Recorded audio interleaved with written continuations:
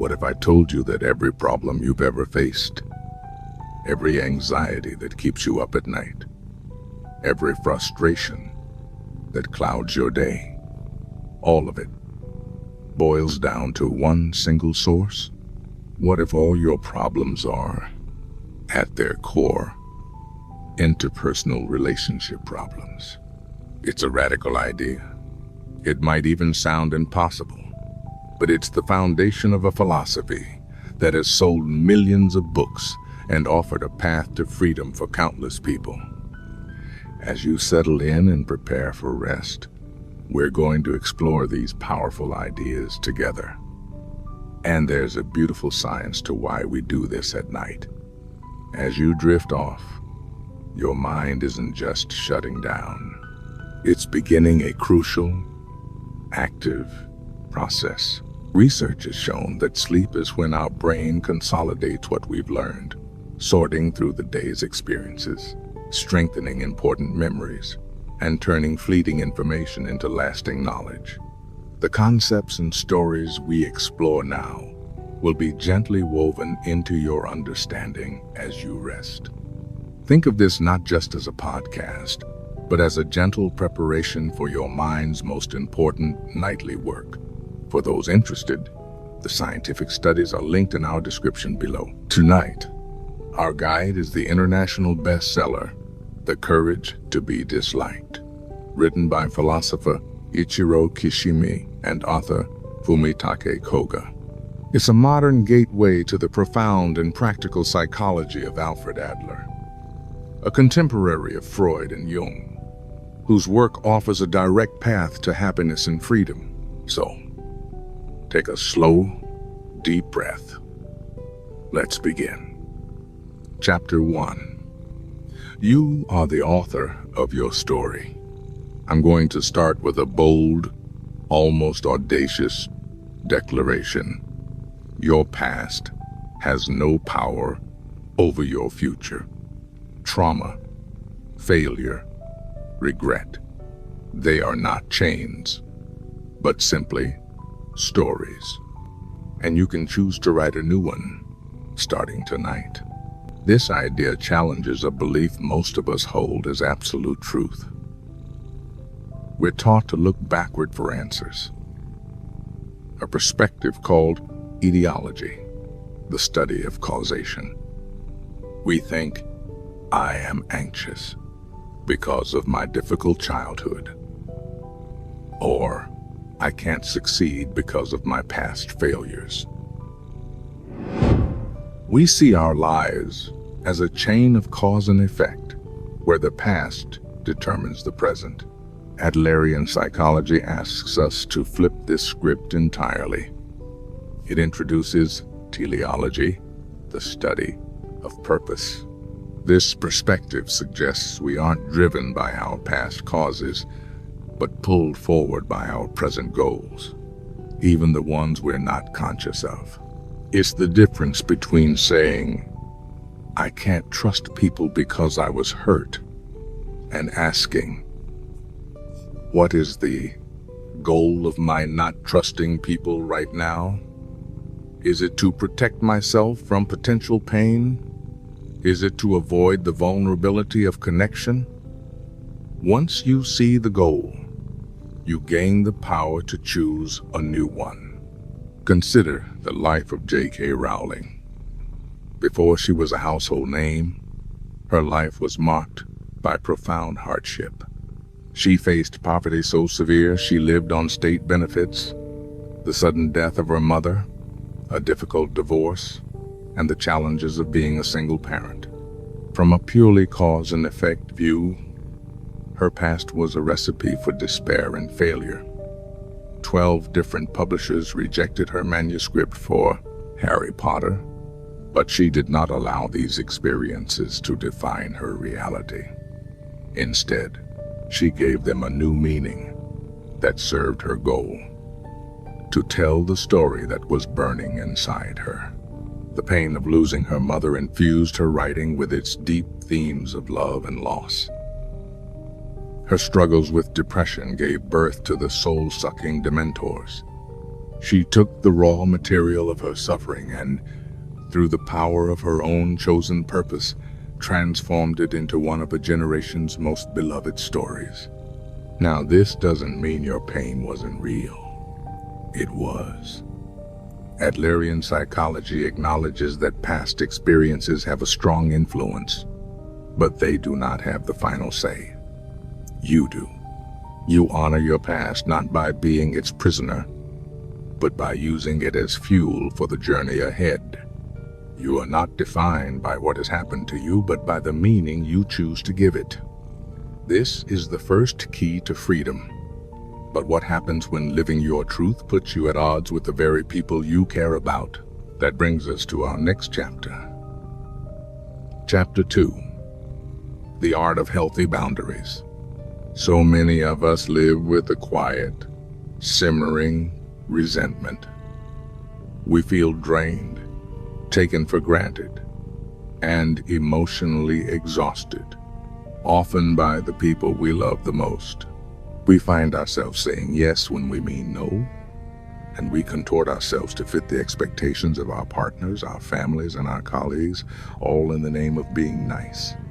The common mistake is believing that this accommodation, this relentless people-pleasing, is the path to healthy relationships.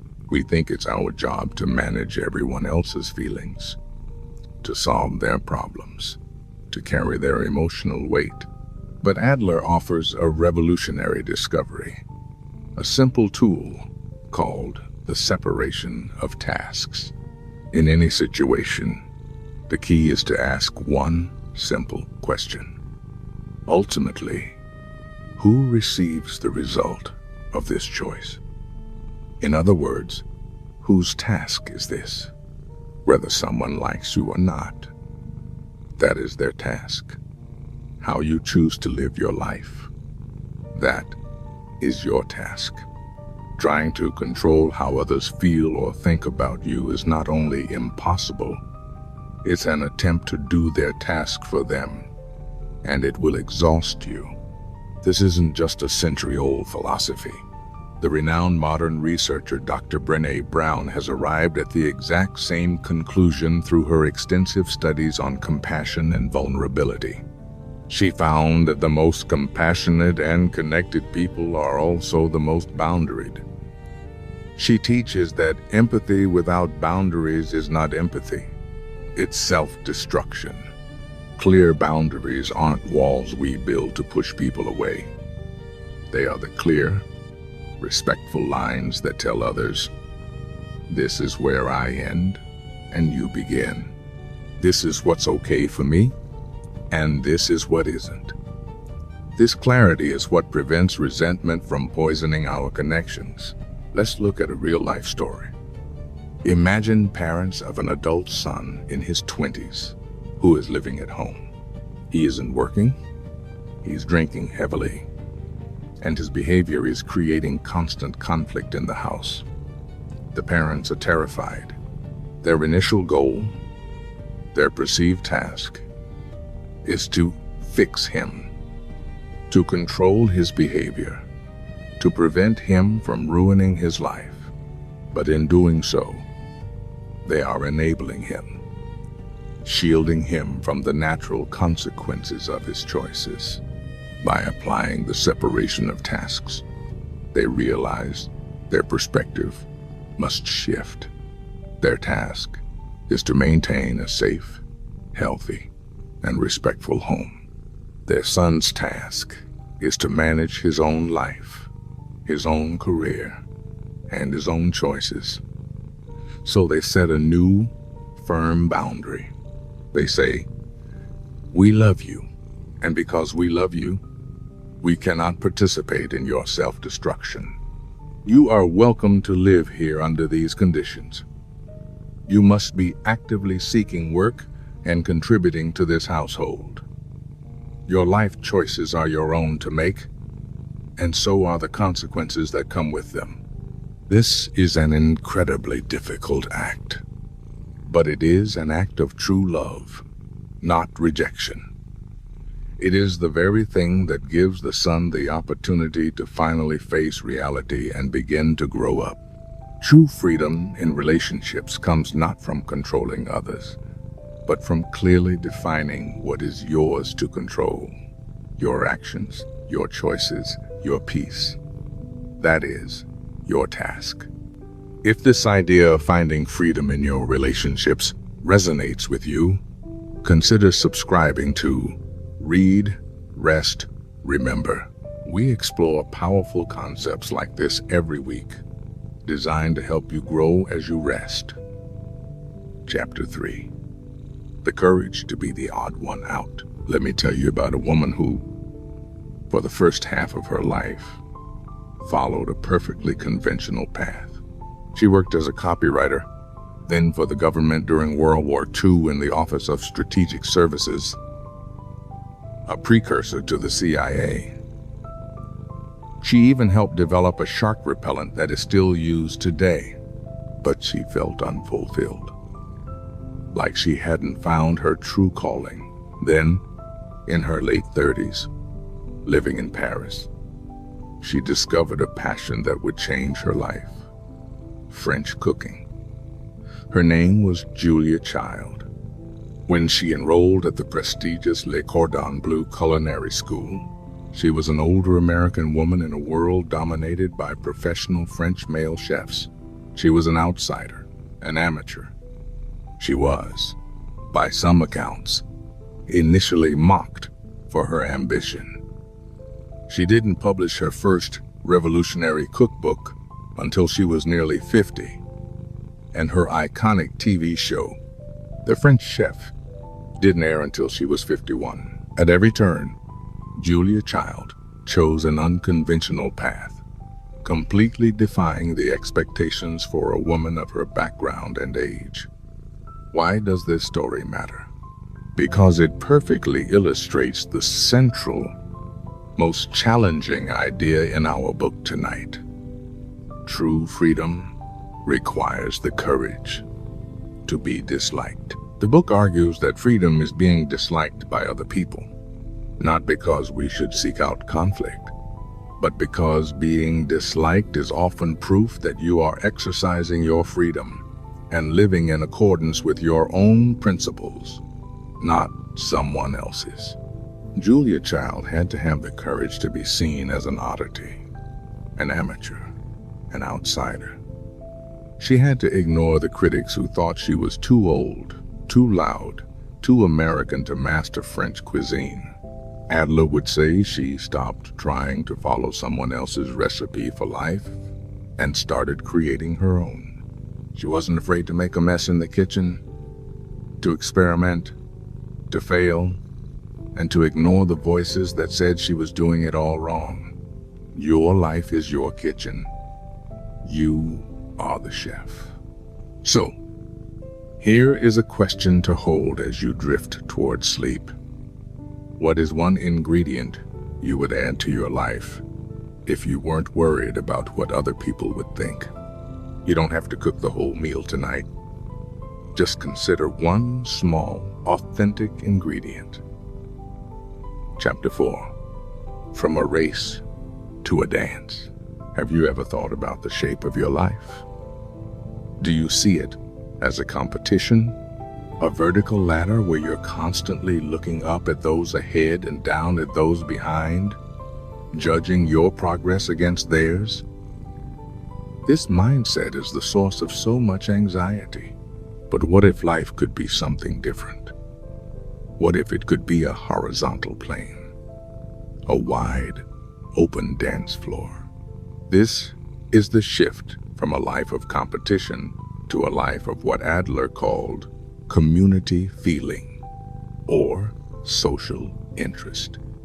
It's the profound realization that other people are not rivals to be beaten, but comrades on a shared journey. True, lasting happiness, Adler argues, comes not from being better than others, but from contributing to others. It means shifting our relationships from vertical, where we see people as superior, or inferior, to horizontal, where we see everyone as equals, walking alongside us. Let me share one last story. Stephen Kars was an analyst at the insurance giant AIG, a classic, high-stakes corporate environment. His brother, Nick, was a lawyer. They were firmly on the conventional, vertical career ladder. Then, during the 2008 recession, Stephen was laid off. This moment of crisis became a moment of creation. They decided to start a business based on a simple joy they discovered on trips to Latin America: fruit, popsicles, or palatas. They called it King of Pops. Their business model was never about crushing competitors or dominating a market. It was built on community. They sourced their fruit from local farms. They listened intently to customer feedback for new flavors. They defined their company's purpose not as maximizing profit, but as creating unexpected moments of happiness. They chose a horizontal, cooperative model over a vertical, competitive one. They stopped trying to win the race and instead invited everyone to the party. They traded the corporate ladder for a community picnic. When you see others as comrades, not competitors, you are finally free from the constant, gnawing anxiety of comparison. You can celebrate their successes without feeling diminished, and you can offer support without feeling superior. Your only competition, as the book reminds us, is who you were yesterday. This is the path to true contentment. If you're enjoying this journey from competition to connection, hit that subscribe button to join our community for more nightly wisdom. So, as we prepare to transition into our time of rest, let's hold these 4 powerful tools in our minds. First, the power to be the author of your story, to choose the meaning of your past. Second, the freedom to draw your own lines, to separate your tasks from the tasks of others. Third, the courage to walk your own path, even if it means being disliked. And fourth, the profound peace that comes from seeing life as a dance of contribution, not a race of competition. You don't need to master all of these overnight. The journey to freedom begins with a single gentle step. As you get ready for sleep, I invite you to choose just one of these ideas to focus on. Maybe it's deciding to let go of one person's opinion, or forgiving yourself for a past mistake. Just one small, conscious choice. Let that choice be your focus now, as we move into the second part of our session. The analysis is over. The time for quiet absorption has begun. Let my voice be a gentle guide as these ideas settle deep within you, helping you drift into a peaceful, restorative sleep.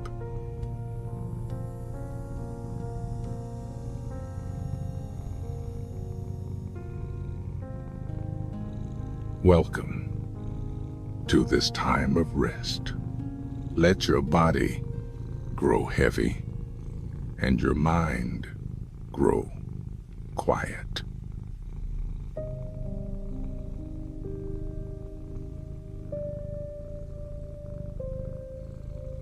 There is nothing you need to do, nowhere you need to be, except right here. Allow each breath to carry you deeper and deeper into tranquility.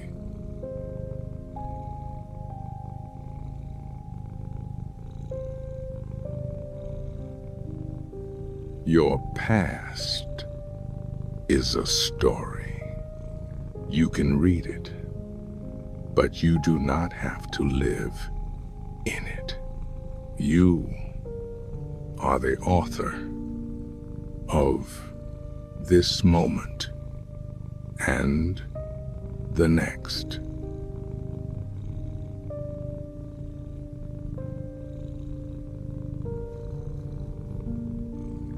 What other people think of you is their task, not yours. Your task is to live with courage and with peace.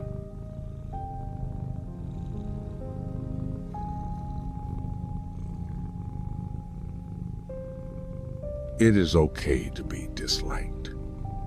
It is a sign that you are free. Let go of the need for approval and find stillness within yourself.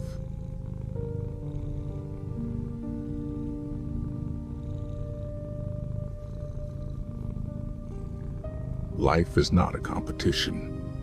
It is a dance. See the people around you as comrades on the journey.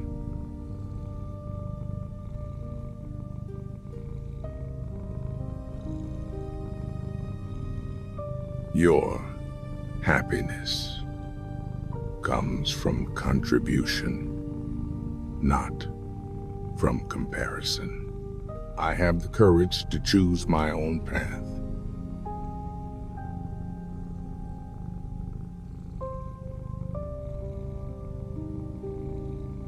I am responsible for my own happiness. I release the burden of other people's expectations.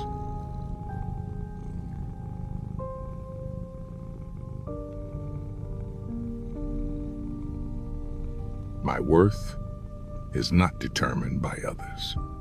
My worth is inherent.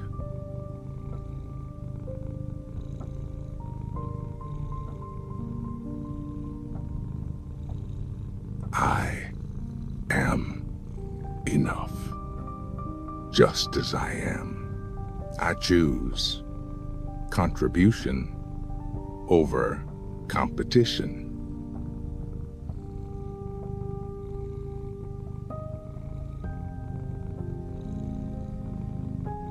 I choose peace over resentment.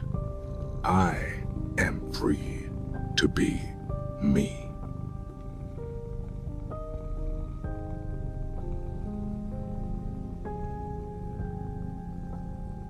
You are doing the work, even in your sleep. Your mind knows what to do. It is consolidating, strengthening, healing.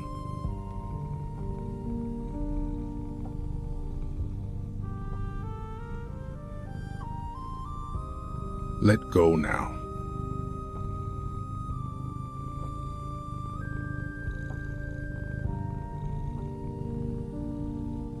Drift.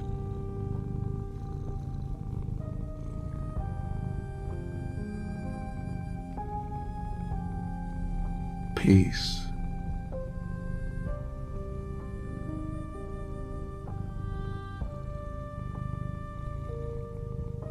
Freedom.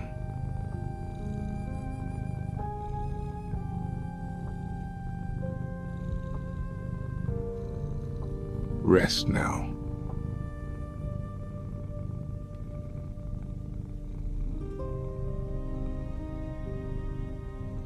Sleep well.